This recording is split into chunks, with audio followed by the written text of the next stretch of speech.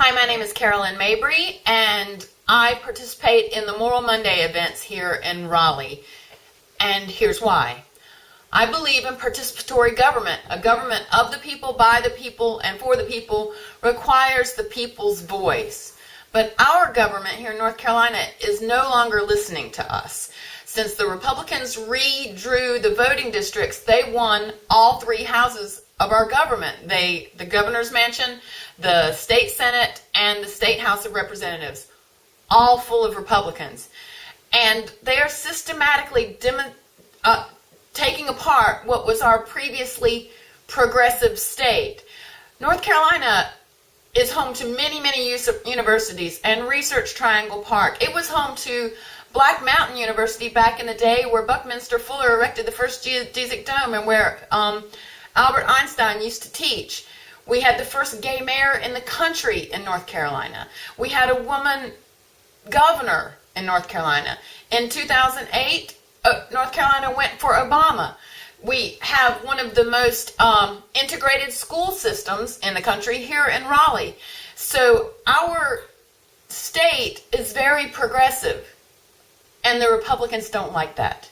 And they are systematically taking it apart. And it is heartbreaking to see. The very first thing they did in government, tell me why you would do this. The very first thing they did was, out at our beautiful Outer Banks, they had outlawed giving away plastic bags at the grocery stores, because those plastic bags were going on to end up in the water and killing our sea turtles and killing our ducks and hurting our animals. The very first thing that these Republicans did when they got in office was make it legal again to have those plastic bags. Why?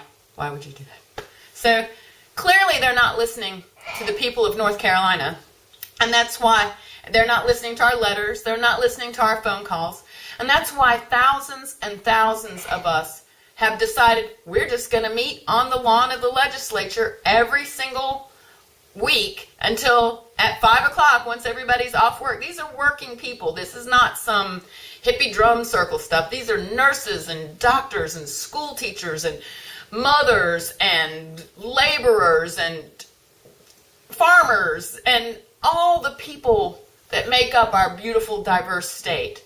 And we just want the people who supposedly represent us to listen to us. Instead, our governor, who worked for Duke Energy for 30 years, is listening to Duke Energy and only Duke Energy. And we've had 3 major coal ash spills just since the Super Bowl Sunday.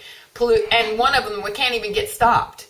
And they're polluting our groundwater, they're polluting our land, and it turns out, a federal investigation that's happening now into our governor, it turns out that he made them pretty much not have to have inspections, and even when they did start getting in trouble, he just kind of said, oh, that's okay, don't worry about that. So, it's very frustrating. It's hard to see what they're doing to my beautiful state right now. So, Lane asked me what I was there to protest.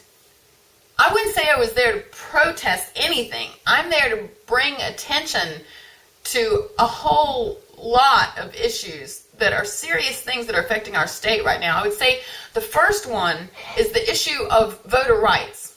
This redistricting that has happened has denied many people their right to vote. They have made districts so strange, especially District 12, that only a very small group of conservative white Republican people are getting a right to vote there, and everybody else has been divided up between all of these other groups that aren't even close to where they live, all as a way of trying to keep control of the House and of the Senate.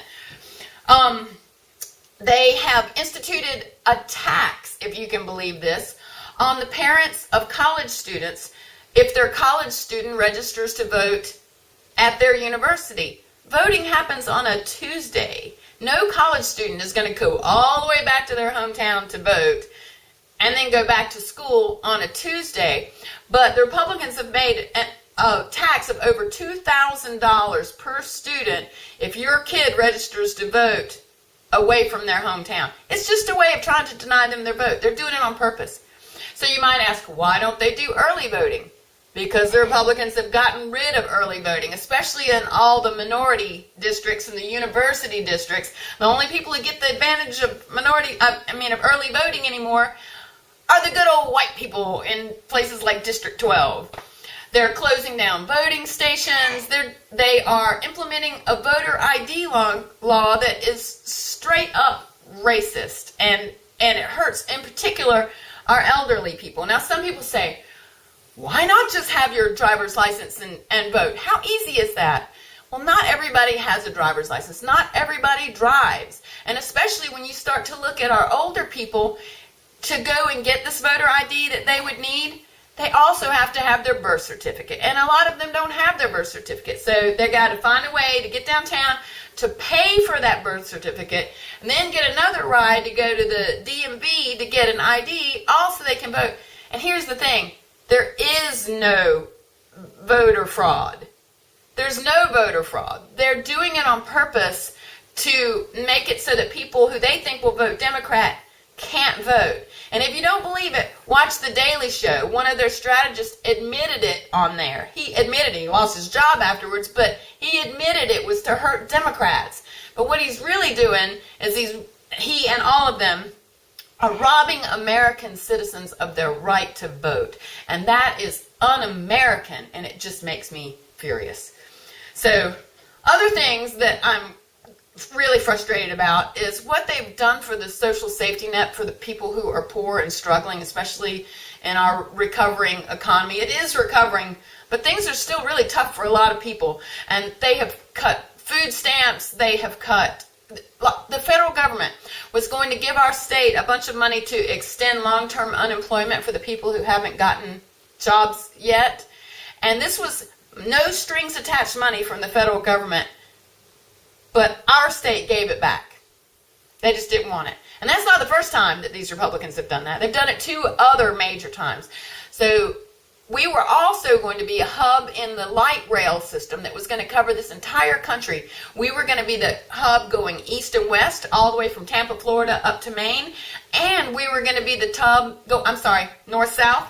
And we were going to be the hub going east-west between California and North Carolina. It was going to be right here in North Carolina. It was going to create so many jobs, and it was going to make life so much easier for us. Imagine being able to hop on a train, and boom, you're in Tampa, or boom, you're in Charlotte. It just would, Memphis. Oh, it just breaks my heart.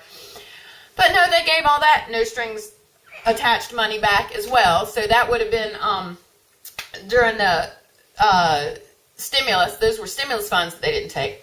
So the stimulus, the unemployment insurance, and then finally Obamacare.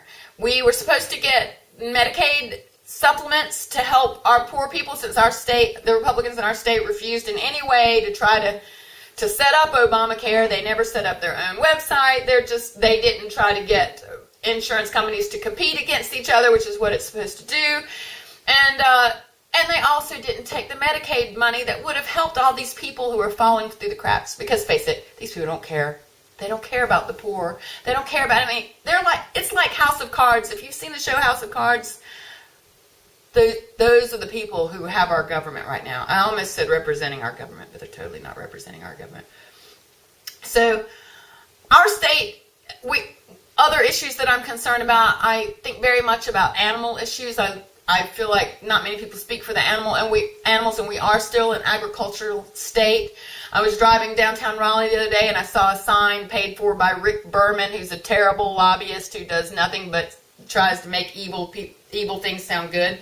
And this billboard said, "Would you be surprised to know that the Humane Society only gives 1% of their donations to local shelters?"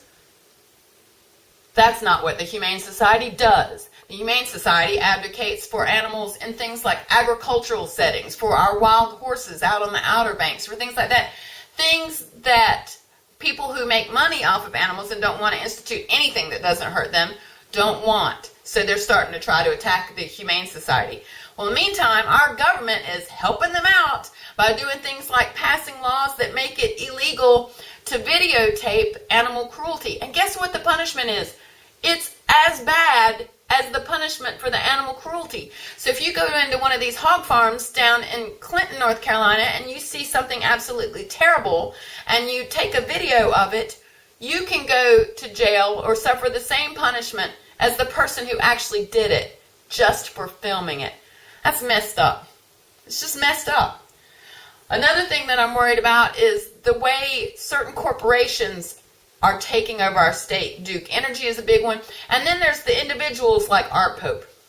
So Art Pope is funding all of these smear campaigns in small local governments throughout the state. He's a big part of how the Republicans got a hold of our entire government. That and the fact that media consolidation has allowed conservative radio stations and television stations to have multiple outlets throughout our rural areas at the same time as another big corporation, Time Warner Cable, refuses to run cable to these people. My mom does not have cable out where she lives in Norwood, North Carolina. But darn if she doesn't have 2 Fox channels and 2 Clear Channel Communication radio stations, plus some Fox radio stations. I mean, it's media consolidation is another issue that we have to do something about, because right now they control the message and they're filling it with lies and propaganda. And it's allowing people like Duke Energy to do all the things that they're doing to us. Not just the coal ash thing, but fracking.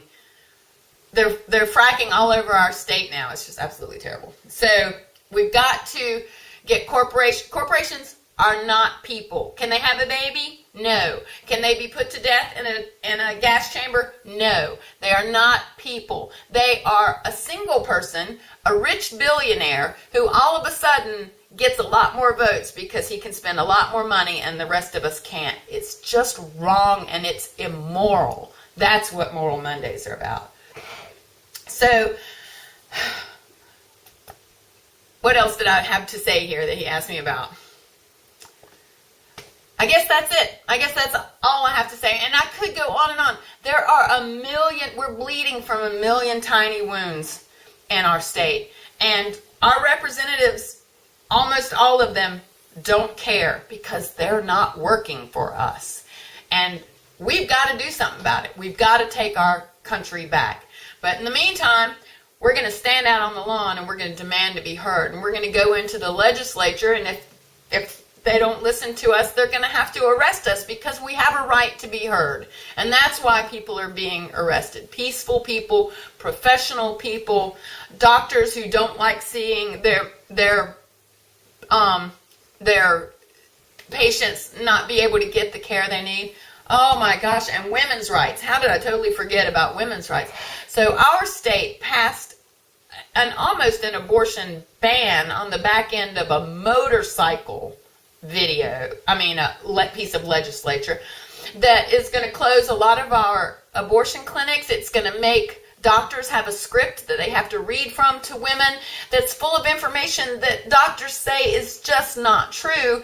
And plus they have to have a transvaginal ultrasound with a 12-inch rod put into their vagina against their will for no purpose, to make a sonogram that then they want to force these women to look at the sonogram and think about their decision. It's just wrong. No woman who is having to have an abortion has not thought about it before she got in there. They are treating women, they pretend like they're about small government, but they're darn if they won't tell women what they can hear and do and see and say, and not just women, but their doctors as well. Oh, I could get so spun up. I'm probably not even making any sense right now because it's just so much injustice, so wrong, so hard to see and endure. And all I can do is try to look at the faces of these good people standing on the lawn of the legislature, coming up with ideas for how we can make things better, developing plans for what we're going to do about these people, because they are not serving the people of North Carolina. They don't even want to. They're not even trying to keep up a facade. So we've got to do something about it, because it's a participatory government, and we, the people of North Carolina, are going to participate.